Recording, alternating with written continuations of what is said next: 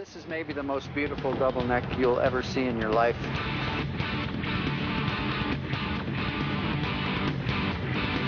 It was originally from 1980, and it was very lovingly restored. And I just think it's absolute gorgeous fire glow. Just a beautiful instrument. 1983 Tony Zamatis custom-made handmade bass. This one's called the Geisha Girl, a beautiful example of what Tony was doing in his prime. He made less than 100, and I'm very happy to have two of them. This just came into the house today. Woo-hoo! This came in from Sweden today.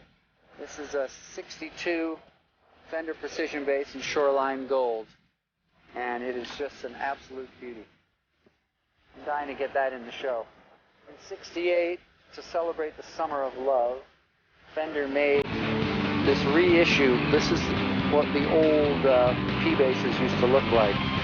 And they reissued this kind of body style, but they brought two different coverings on it. One is this pink paisley, and the other was a blue floral.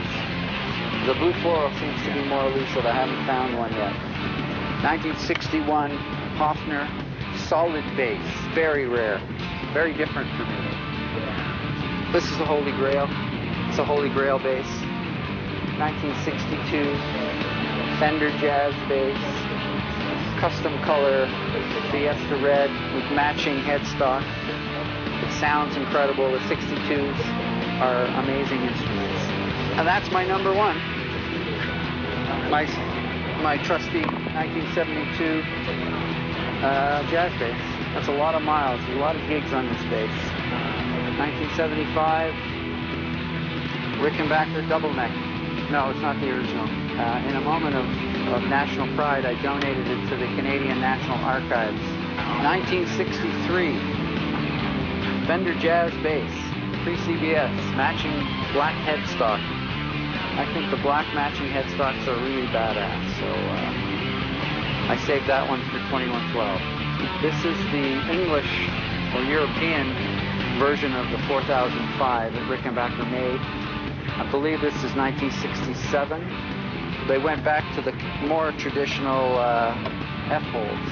So this one has a rounded front and F-holds, perfect for the English and European market. This is a 65 candy apple red jazz bass, matching headstock. 66 jazz bass, Shoreline Gold with matching headstock. This is a real beauty. This was a bass that I acquired from my old bass tech, Skip Gildersleeve, many years ago. He swapped it to me for one of my Steinbergers. And Tim Comerford, who keeps harping on me to use the Steinbergers, but one tour was enough for me in those. This is the second refin that I have, also done by the Fender Custom Shop. 1960 was the first year that the jazz bass was made. So it was the very first year jazz bass. So I used that in Spirit of Radio. This is an absolutely gorgeous Rickenbacker 4001 1968 in the color of burgundy glow. 1963/64 Fender jazz bass, Lake Placid blue with matching headstock. Beautiful color. Usually these fade due to the light, but this one has not yellowed at all. You can see how brilliant blue it is. It's just fantastic color. 1964 Precision, Fiesta red again, our favorite color. This is another Holy Grail bass.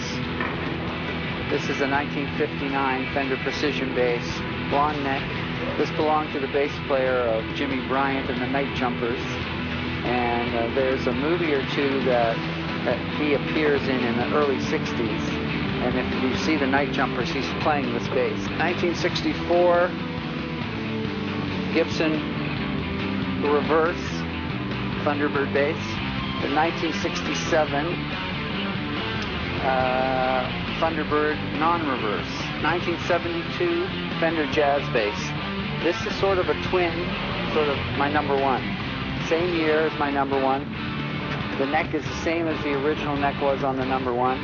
This is the heaviest bass I own. It's like weighs a ton. And it sounds very close to my original number one, so I was very happy to find it. Another 1962 jazz bass. This one was repainted in seafoam green. So it's a refin, one of the 3 refins we have on the road. But it sounds so bloody good that I don't care if it's a refin or not. It's a great player. And finally, 1965 Fender Jazz bass, matching headstock, and it has the prettiest bird's eye maple neck. Is there one that got away? With all these basses, is there one that you're still searching for? Well, there's tons that I haven't been able to fit in the show that I have at home that I haven't been able to use. So there's more than this? Oh, there's a lot more than this. There's some really cool early 60s Hagstrom sparkle basses. Like I've got a Batman bass that is really cool.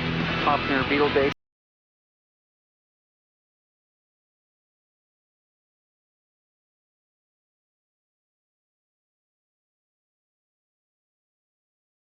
Version of the violin bass. There's only so many songs and only so many opportunities.